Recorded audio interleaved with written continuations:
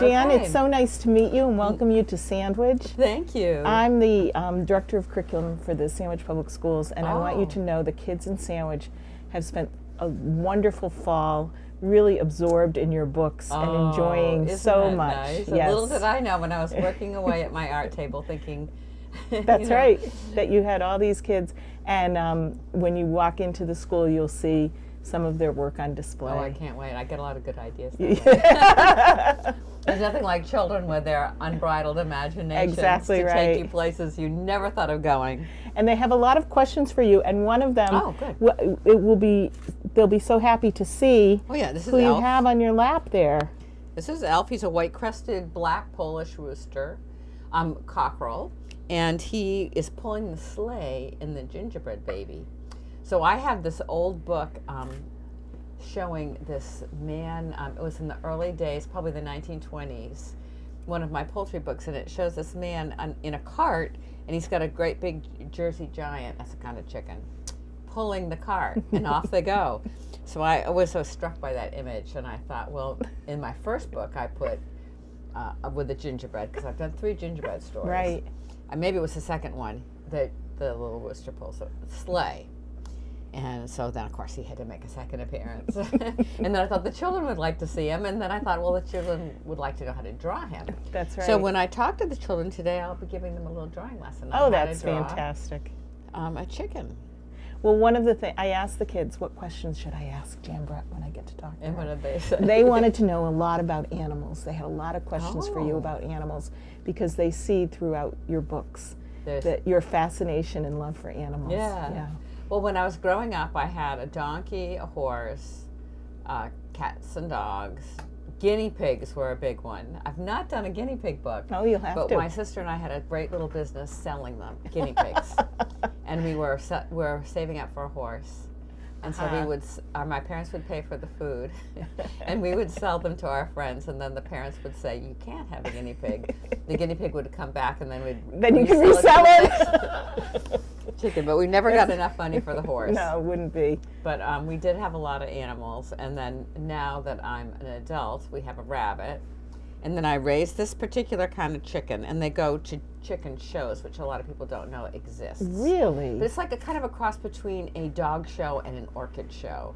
I mean, they don't prance around an arena like a dog would, but they do look very beautiful, like an orchid would. Yeah. And so Joe and I have a little trailer, and we go all over the country. Oh, that's so fun. With our chickens, and we have a whole lot of chicken friends. And who knew? They have lots of babies, especially this guy. He's a champion. Okay.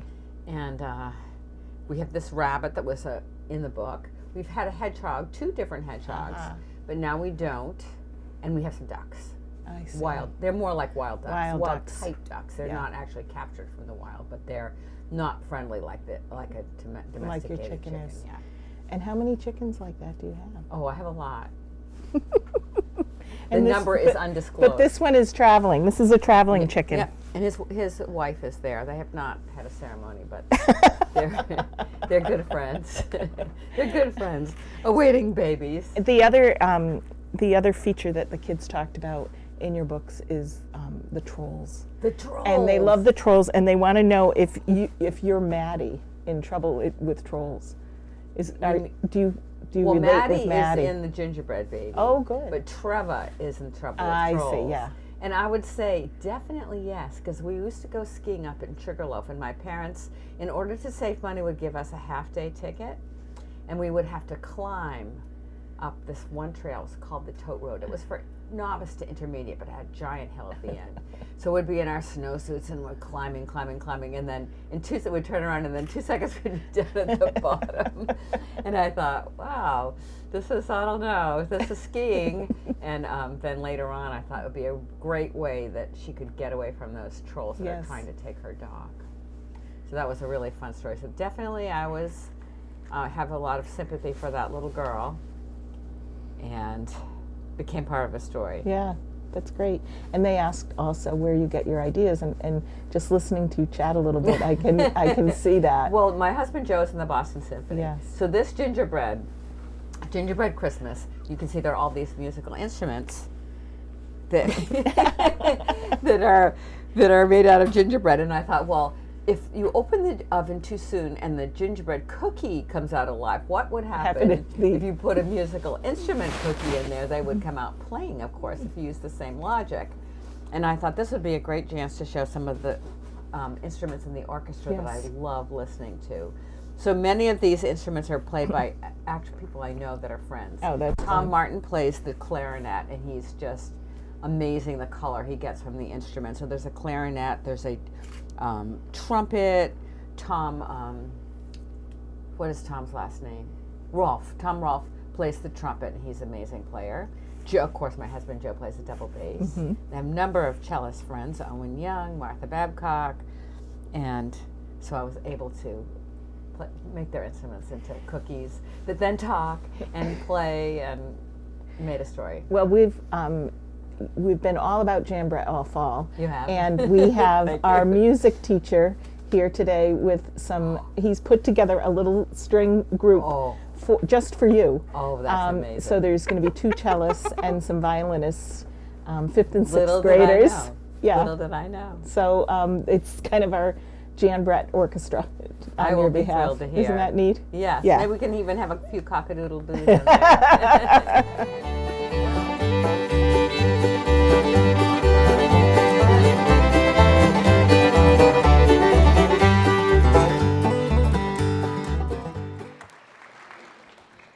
Jan Brett is an amazing author who writes stories filled with whimsy and fun.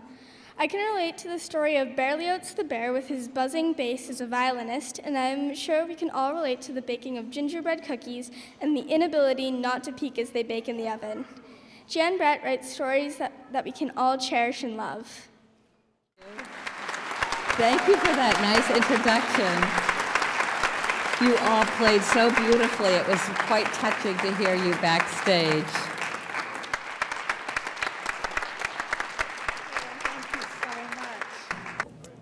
I'm so happy to be here among all of you book lovers. It's a great honor. It's the beginning of our 3-week book tour. Bye, everybody. Thank you. And cello.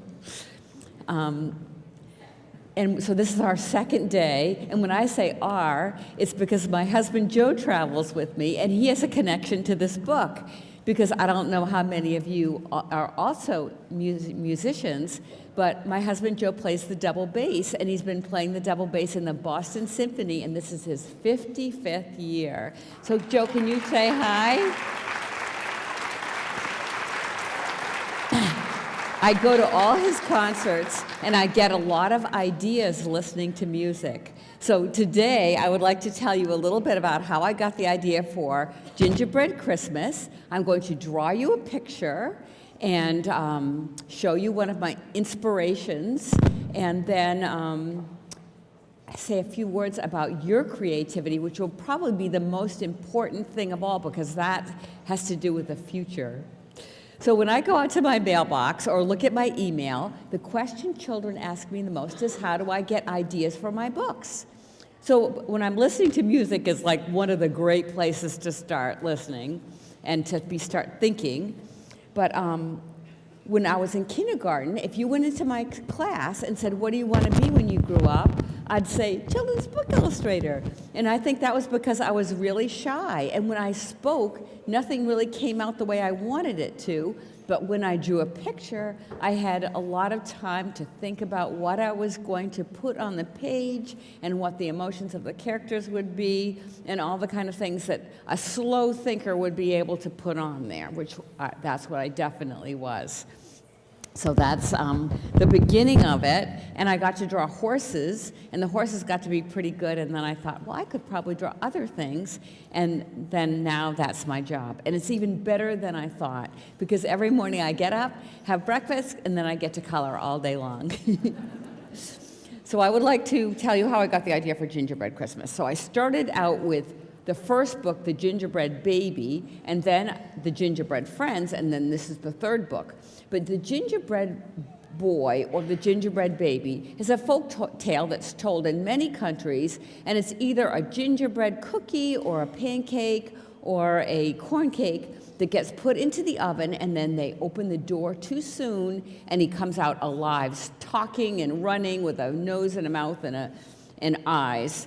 And when I read the story, I loved the rascally, mischievous nature of the gingerbread baby, but I identified with the baby. So when he got eaten by the fox, which is traditionally what happens to him, he gets his comeuppance, I felt it was a little bit harsh, because I was thinking, this guy can talk and walk, and why should he be eaten?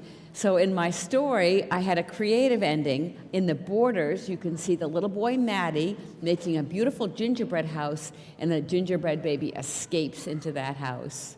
So then many years later, you see the little gingerbread baby sees his friend Maddie coming back from the village, and he has seen a bandstand down there, and the gingerbread baby said, I think I'll bring my band and play there. And Maddie said, but you don't have a band. Because, when you're little, you always have these great ideas, and then there's all these little details that you have to kind of play catch-up on. And so so Maddie makes him instruments, puts them in the oven, and intentionally opens it up too soon, and they come out playing. So there's a violin, a cello, a viola, a trumpet, a French horn, a clarinet, and they all make the gingerbread band. As they're playing in the town square, one of the little girls, I've named her Anne Sophie after the very famous violinist named Anne Sophie Mutter. Maybe you know of her. And she looks up and she says, I smell cinnamon and spice. I think those musicians are really cookies. And then a merry chase happens next, and the gingerbread baby distracts everybody by singing a beautiful song, and then he somersaults off the stage, and everybody gives chase. Maddie, in the meantime, disguises the instruments as snowmen, and there he is with a sleigh, and you can see who's pulling a sleigh, a little rooster. And then at the very end, you can see where the gingerbread baby has escaped to. And if you have sharp eyes, you can find him in the tree. And the last page shows little Aunt Sophie, and she's kind of a little bit sorry that she thought he was a cookie, and everybody chased after him. So even though he's singing, she keeps quiet about it. And I have a little quote in the story about the gingerbread baby has to do the hardest thing he's ever had to do, which is to be completely quiet and totally still. And I remember this quote because a friend of mine took their grandson into the woods to look at wildlife with their binoculars, and they got up a ladder and got on a blind, which is like a hideaway treehouse, in order to see the animals, and the animals couldn't see them.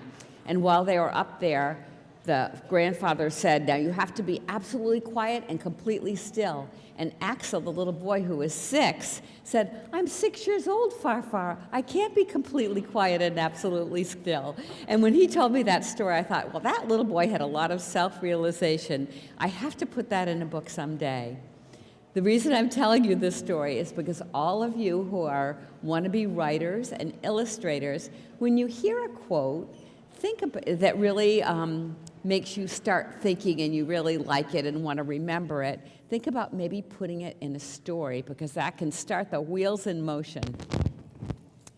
So I'm going to put this aside, and I'm going to draw you a picture of one of my characters in the book. But first I want to introduce you to Elf.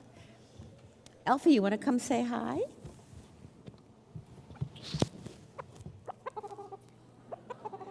This is my rooster. He's a white-crested, black Polish bantam rooster, and he comes with me on the road so that he can appear, and he's the one pulling the sleigh. And actually, when we planned the tour, I said, I've got to teach him to pull a sleigh, and then I thought maybe that would be a little bit complicated. But he's a nice little boy, very tame, and I'm going to draw him. So this is his crest, which is what you call that top knot of white feathers. But if you lift that up, you can see he has orange eyes, and these are red wattles, and I'm going to be drawing them and showing you a little technique to use with your drawing. I'm going to make it like a drawing lesson.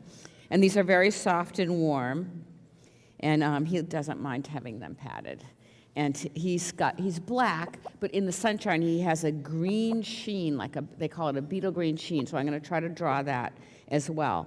So I'm going to put him back, and he's going to go back in the bus, and it's time for him to go to sleep now. But before he goes completely back to the bus, I'm going to show you his wife, Gabriella.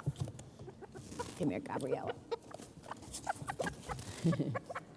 Now they never had a ceremony, but but this is his wife, Gabriella, and she's a same kind of chicken, only she's called a blue, white-crested black Polish. Hi. And she's probably going to lay some eggs on the bus. And you can see that they're sexually dimorphic, so all of you young budding scientists and zoologists and biologists, that means that the male is a little bit different than the female. So where the male had the long crest that was like a bob, she almost looks like a softball on top of her head. It's pure white. And she's got the eyes, but not the wattles. The wattles are just for the males. There's her eyes, and she has just a little teeny wattles. So now it's time for her to go back with her friend. They can keep each other company. And they'll go back in the bus and they'll get some nice live mealyworms, which is their favorite treat. So they get treated very well on the bus tour. So I'd like to do a drawing for you, and I'm going to make it like an art lesson. Because when I was little, I loved to draw, and it would be great fun. We had Captain Bob, who was a TV program that we could watch on Saturday mornings, and he would show us how to draw all kinds of dinosaurs and different wild animals. And so he was always somebody I always wanted to emulate. So I'm going to start with some simple shapes, because then you can remember and do this drawing when you get home. Or modify it and use your own creativity to make it unusual or different. But what I'm going to start doing is make a rectangle, kind of in the lower middle part of the page. And I'm using this marker because you can see it from the way back, but if I was home, I'd be doing it with a pencil, so then I could erase it, but you wouldn't be able to see the pencil. So here's a rectangle to start, and then I'm going to make an upside-down ice cream cone. And I'm going to make a line going from the corner, upper left corner, out to about here. I'll make a dot there. And then there's the ice cream cone shape. That's going to form the chicken's neck. And then where the point of the cone is, I'm going to make a little circle. That will be the chicken's eye. And then I'll make an orange. So we've got rectangle, ice cream cone, orange, and that's going to form his head. And I'll modify that a little bit. You'll see how that will work. So there's his round head. This is going to including his crest. So then I'm going to just take off the front of it as if I'm taking a slice off that orange. Can you see that line? So then I can give room for his beak that's going to stick out, and then his crest will come up, and then he'll have those wattles coming down because he's the male. So he has those wattles, and then down here I'm going to put like a shape that looks like a slice of pizza. That's going to form his tail, and then that's what the way the females look. But then the males will grow long sickle feathers, that's what they're called, sickle feathers, that show that he's a male, and that sometimes you'll see with birds that the male looks different, is more showy than the female. So it almost looks like a hand of bananas. And then I'll take off this square, because very few mammals are in a square shape, so I'm just taking off that edge. And then here's where his tail hitches in, and this is the fluff area. It's always in the boys or the girls very fluffy, but the girl, that's where the eggs come out. So at home, we don't eat our chickens, but we do eat our eggs. Underneath this, at this bottom part, I'm going to make a W, and that will be his legs. I'm going to make one part of the W a little bit smaller than the other, because this will be the leg that's most forward. And then come down here is the shanks of his legs. That's what they're called in the way you describe a chicken. And then there's his foot. And then a little teeny claw in the back. So 3 in the front, 1 in the back, and then he has a little spiky thing coming out that's called a spur. Now, if he was just 1 year old, he would be called a cockerel, and he would not have that spur yet. They only grow them when they're about 1 or 2. And Elf he is 3 years old, and Gabriella is 5. So now I'm going to extend that orange shape, round orange shape, to show his crest. And then I'm just going to have to color over those lines that I used to indicate the shapes, because those are there so that you'll be able to use them as like a little road map when you draw. I have to see it from the side there. Oh, forgot his wing. You know, the wing is really underneath all the feathers. They are pretty good flyers. And then he has some saddle feathers covering it. And now I'm going to color him in. Oh, and put a little ground here. Otherwise, he looks like he's floating. And then I have my markers. And, you know, I brought my markers with me because usually I use watercolors. It takes me an hour just to do an inch. So you wouldn't want me to be here until like 1 o'clock in the morning. So I'm doing a fast version with these markers. And if any of you, I'm sure most of you are artists, but if any of you are thinking of a present that you might want for a birthday or a holiday, these markers are great. They're called Prismacolors, and they have a thick end and a thin end, so you can do details with the thin end. And then they're translucent, which means you can somewhat see through them, so you can put one color on top of another, and it gives a really vibrant look. So I'm going to do his wattles with this kind of pink color. It says magenta on the side of the marker, but it's really more of a pinky salmon color. And then over it, I will do this darker red and outline it, and you'll see how it makes it look a little bit more realistic. It looks more three-dimensional. And then around his eyes, I'm going to take special care. And then the wattle that's furthest away, I'm going to make the dark red so it looks like it gives the illusion of being far away. So you can see how just that two tones can create a more of a lifelike look.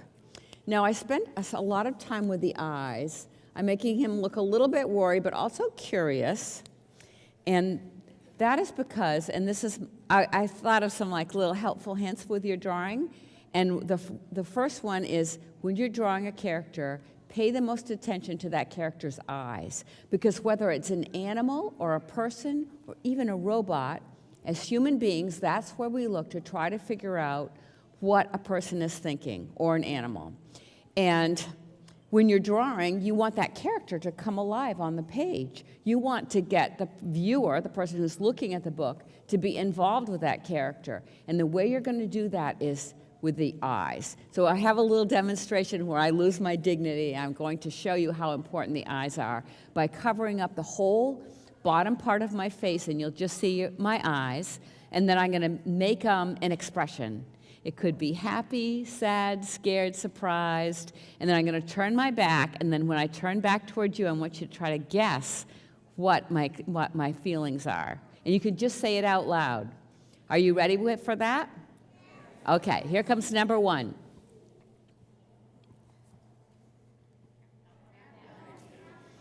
Happy.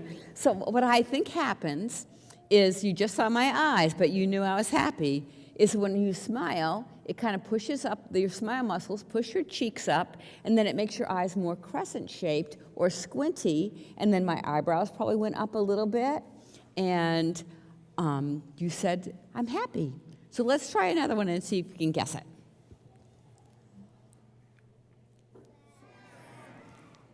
Sad. So this time, the corners of my mouth turned down and probably pulled my eyes down a little bit. And then I made some wrinkles in the middle of my face to make me look sad. And my eyebrows went up, probably in the center. So whether it's a cartoon or a more realistic picture, you can look in the mirror and say, well, how does my face look when I'm thinking this way? And then you can put it into your drawing. So here comes number 3. See if you can guess this one.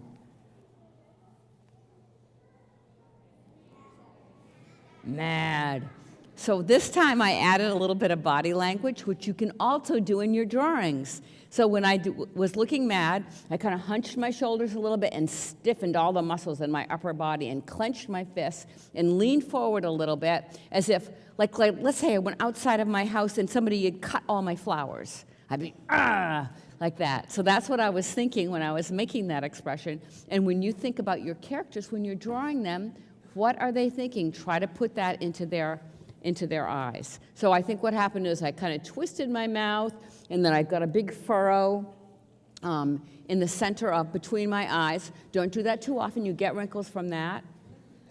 And then frowned. I lowered my eyebrows, and that made a mad look. Okay, last one. This is a combo, because human beings are pretty complicated. Sometimes we can think of more than one emotion at the same time. So like, let's say it's the day before school starts, and you're really happy about going back to school and seeing your friends and learning and having structure in your life again. But then also you're like, maybe in the back of your mind, you're a little bit worried about, are your clothes going to fit, or have you got the right supplies, and is your friend going to be in your class, and those kind of things. So you're really happy, but at the same time, you're also being a little bit thoughtful about what the day will be like the next day. So I'm going to do this as a combo one. So this is the hardest one of all. See if you can guess this one.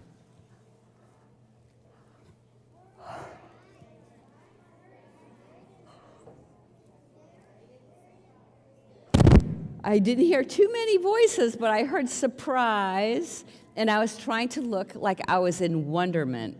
So that's why I said it was a little complicated, because whoever thinks wonderment. But I was pretending there was a baby dino there and a space alien there. So it's something I'd never seen, but I was really surprised to see it. So that was a combination of surprise, happy, amazement, all those things rolled into one. So back to my drawing. I have a light gray that I'm going to show you a little bit about shading. And then I'm going to tell you another helpful hint, because I have about 3 or 4 helpful hints that you might use. I'm using the thick end. And then around the chicken's crest, remember it was white? I'm just going to go around the edge with my light gray. Now, I could use a pencil for this on its side. Have you ever done that? To take a pencil, sharpen it really well, and then use the side of it? That makes a nice way to shade. And then over his eye, and it makes it look a little bit more three-dimensional if I do that. Now, if I had a person, or let's say something that wasn't black, I could do it all around my character, even on clothes. If this chicken had a dress on, then I could do it on the side of the dress, and it would make it look like it was curved around. So remember this whole shading business if you want to do something realistic. So there's his shading, and I'll do a little bit on the top of his eye and the bottom of his beak, so that it looks like it's in shadow. I could also put a little bit of gray under the chicken as if he's in the sunshine and he's casting a shadow. That's always a very good technique for making something look like it has substance, putting a little shadow underneath it.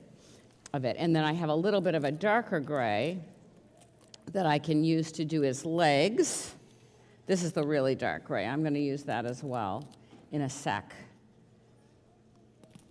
So we got the 2 colors of gray, this is the lighter gray. So I'll do his legs.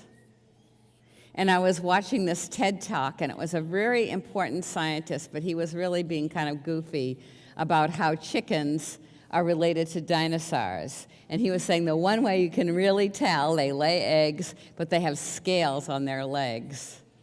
And he said they are very closely related. It was a pretty cool lecture. And then I can just go around the edge of his crest with the gray, this darker gray, and then I'll put a little texture in. So I do this all the time when I'm using my watercolors. And you can see how that looks a little bit more rounder. So that's a technique that you can use on a lot of different things, not just chickens. And while I've got my orange out, I'm going to make do his eyes. And different breeds of chickens have different colors of eyes. But my favorite is this kind of chicken that has what's called pearl eyes, and they look just like pearls. They're white with a black pupil. But my Polish chickens have orange eyes, and I've got 2 colors of green to make their green sheen. And the one thing, if you're allergic to animals and you have fish, you can be happy to know that there are just a few things in the animal kingdom that have iridescence. Birds, butterflies, and fish are 3 of the things that come to mind. So when you look at those fish, you can see the beautiful shininess of their scales when the sun shines down on them, and the same with a rooster. So I've got this light green that's more of a leaf green color, and I'll put some on his neck, and I'm going to cover this over with black, some on his chest, and I'm just scribbling because I'm going to cover it with black to do the texture, And then he has a bar of feathers on his wings that are always beautifully colored, saddle feathers. And then, of course, his beautiful sickle feathers that he's very proud of because he's a male. And I have to say that they do notice when the chicken isn't, after they've molted and their feathers come in, they have beautiful, beautiful plumage, and I think the females do notice. A